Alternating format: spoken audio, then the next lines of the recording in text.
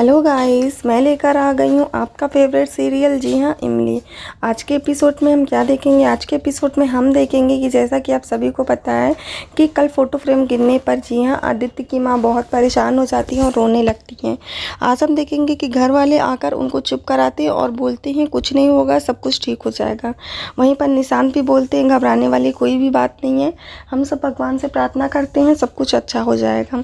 वहीं पर कल आपने देखा था कि आदित्य ने डेड बॉडी देखी थी माननी की, उसके पास जाते हैं और पत्थर हटाने लगते हैं। जब वो पत्थर को हटाते हैं तो देखते हैं वो किसी और की डेड बॉडी है और वो वहाँ पे कई लोगों को बुलाते हैं कि आएँ और डेड बॉडी को लेकर जाएं। वहाँ पर 2 लोग आते हैं और डेड बॉडी को लेकर चले जाते हैं। वहीं पर आ जाते हैं देवजिंघा यानी कि माननी के पिता, और वो देखते हैं वही डेड बॉडी सेम जो आदित्य ने देखी होती और वो सोचते हैं कि माननी है। वहीं आदित्य अभी भी ढूंढ रहे हैं माननी को। जब वो देखते हैं कि देव भी आ गए हैं और वही डेड बॉडी को देखकर माननी समझ रहे हैं, उसके पास जाते हैं और देखने लगते हैं। तभी आ जाते हैं आदित्य और रोकते हैं, बोलते हैं ये मालनी नहीं है।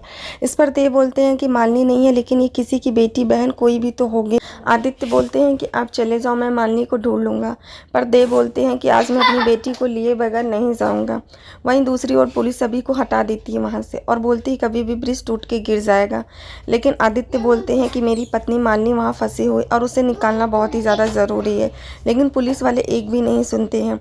वहीं दूसरी ओर इमली ढूंढते हुए मालनी के पास जाती है दूसरी साइड से, और वहाँ पर उसे मालनी मिलती है जिसके ऊपर पेड़ गिरा होता है। यह देख इमली बहुत ज़्यादा परेशान हो जाती है। दूसरी ओर निशान से ध्रुव कहता है कि कभी भी टूट के पूरा ब्रिज गिर सकता है, अभी तक मालनी का कुछ भी पता नहीं है।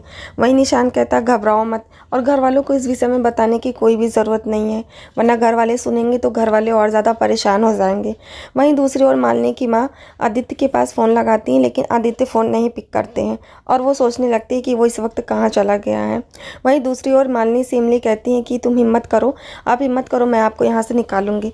मालनी कहती है कि मेरे ऊपर पेड़ गिर चुका है और अब मैं नहीं निकल सकती हूँ, तुम यहाँ क्यों आई हो जब जान रही थी कि मेरी जान खतरे में है। इमली कहती है कि आपने सभी स्टूडेंट की यहाँ पर जान बचाई है और अब आपकी खुद की बारी आई है, आप अपने घर वालों के बारे में सोचो।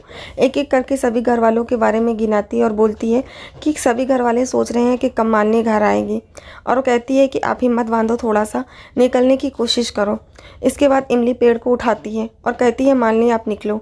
फिर वहाँ से मालनी दीदी निकलती हैं किसी तरीके से। जैसे ही मालनी वहाँ से निकलती है और इमली भी पेड़ को छोड़ती है, वैसे ही उसके ऊपर पत्थर गिर जाता है और वो बेहोश हो जाता है। वहीं पे आदित्य ढूंढते हुए इमली को वहाँ पर पहुँच जाता है और इमली को देखता है। दौड़ते ही इमली के पास आता है और इमली को उठा लेता है गोद में। और दूसरी ओर मालनी भी उसको आवाज़ देने की कोशिश करती है लेकिन आवाज़ नहीं दे पाती है और वो ये सब देखती रहती है और फिर बेहोश हो जाती है। वहीं पर आ जाते हैं जी हाँ देव अन्नू यानी कि मालनी के पिता, और मालनी को गोद में उठा लेते हैं। और वहीं पे सभी घर वाले न्यूज़ में देखते हैं कि देव ने उठाया है मालनी को और इमली को उठाया है आदित्य ने। सभी घर वाले देखकर चौंक जाते हैं और बोलते हैं कि इमली वहाँ क्या कर रही है। इसके बाद इमली और मालनी घर आ जाते हैं। मालनी को होश आ जाता है और सभी घर वाले उसके पास आ जाते हैं और सभी घर वाले उससे बात करते हैं। उसके बाद आ जाती हैं जी हाँ मालनी की माँ और पूछती हैं बेटा तुम ठीक हो। मालनी की माँ से मालनी बोलती है कि हाँ मैं ठीक हूँ। सभी घर वाले बहुत ज़्यादा खुश हो जाते हैं कि मालनी को होश आ गया है।